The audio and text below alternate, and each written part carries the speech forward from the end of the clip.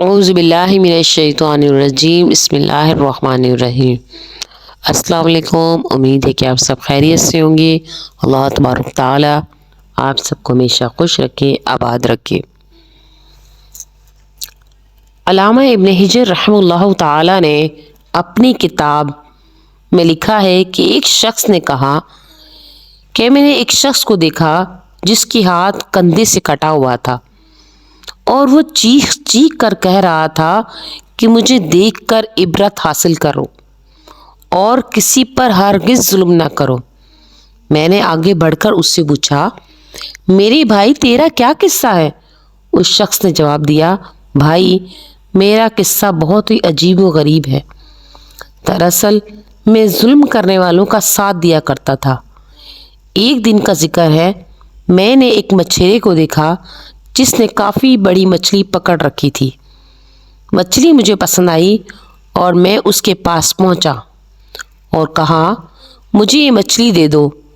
اس نے جواب دیا، میں یہ مچھلی تمہیں نہیں دوں گا کیونکہ اسے فروخت کر کے اسی قیمت سے مجھے اپنے بال بچوں کا پیٹ پالنا ہے۔ میں نے اسے مارا پیٹا اور اس سے زبردستی مچھلی چھین لی اور اپنی راہ لی۔ جس وقت میں مچھلی کو اٹھائے جا رہا تھا، اچانک مچھلی نے میرے انگوٹھے میں زور سے کاٹ لیا۔ میں مچھلی لے کر گھر آیا اور اسے ایک طرف ڈال دیا۔ اب میرے انگوٹھے میں درد اور ٹیس اٹھی اور اتنی تکلیف ہونے لگی کہ اس کی شدت سے میری نیند اڑ گئی۔ میرا پورا ہاتھ سوج گیا۔ جب صبح ہوئی تو میں ڈاکٹر کے پاس آیا، اس سے درد کی شکایت کی تو اس نے کہا، یہ انگوٹھا سڑنا شروع ہو گیا ہے، لہٰذا بہتر ہے کہ اس کو کٹوا دو ورنہ پورا ہاتھ سڑ جائے گا۔ میں نے انگوٹھا کٹوا دیا، لیکن اس کے بعد درد ابھی ختم نہیں ہوا اور درد کی شدت میں سخت بے چین ہو گیا، سو نہ سکا۔ لوگوں نے مجھ سے پوچھا، ہتھیلی کاٹ کر نکلوا دو۔ میں نے ایسا ہی کیا۔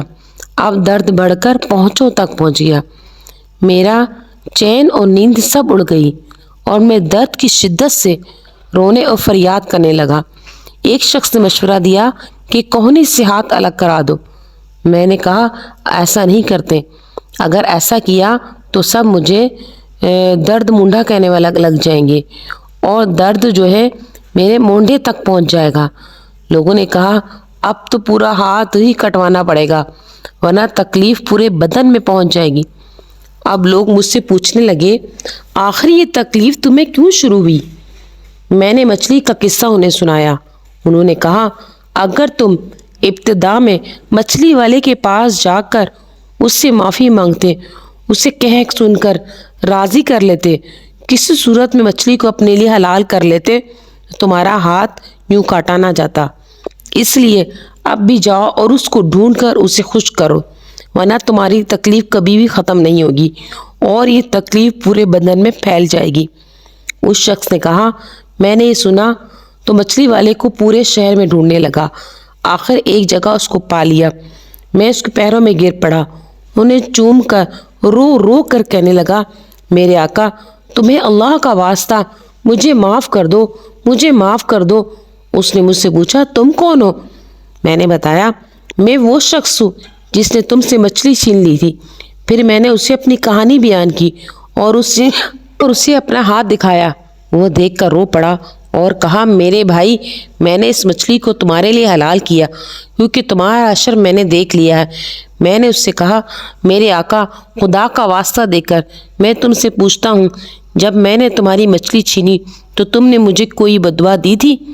اس شخص نے کہا، ہاں، میں نے اس وقت یہ دعا مانگی کہ یا اللہ، یہ اپنی قوت اور زور کے گھمنڈ میں مجھ پر غالب آ گیا اور تو نے جو رزق اس نے مجھ سے چھین لیا ہے اور مجھ پر ظلم کیا ہے، اس لیے تو میرے سامنے اس پر زور کا کرشمہ دکھا۔ میں نے اس سے کہا، میرے مالک اللہ نے اپنے زور تمہیں دکھا دیا ہے، اب میں اللہ کے حضور تم میں توبہ کرتا ہوں اور وعدہ کرتا ہوں کسی ظالم کی مدد ہرگز نہیں کروں گا، نہ کبھی خود ظلم کروں گا اور نہ ان کے دروازے پر کبھی جاؤں گا۔ انشاءاللہ جب تک زندہ رہوں گا اپنے وعدے پر قائم رہوں گا۔ کسی شاعر نے کیا خوب کہا ہے کہ جب تمہیں اقتدار حاصل ہے کسی پر ہرگز ظلم نہ کرو، کیونکہ ظلم کا انجام ندامت اور شرمندگی ہے۔ تیری دونوں آنکھیں سوتی ہیں اور مظلوم جاگتا ہے اور تجھے بددعائیں دیتا ہے، اور اللہ کی آنکھ کبھی نہیں سوتی۔ ایک دوسرے شاعر نے کہا ہے، جب ظالم سوار ہو کر دھرتی کا سینہ رونتا ہے اور ہر کرتوت میں حد سے گزر جاتا ہے، تب تم اسے زمانے کی گردش کے حوالے کر دو، کیونکہ زمانہ اس کے سامنے وہ چیز کھول کر رکھ دے گا جو اس کے وہم و گمان میں نہیں ہوگا۔ اللہ تبارک تعالی ہم سب کو دین پر عمل کرنے کی توفیق عطا فرمائے۔ وآخر دعوانا ان الحمدللہ رب العالمین۔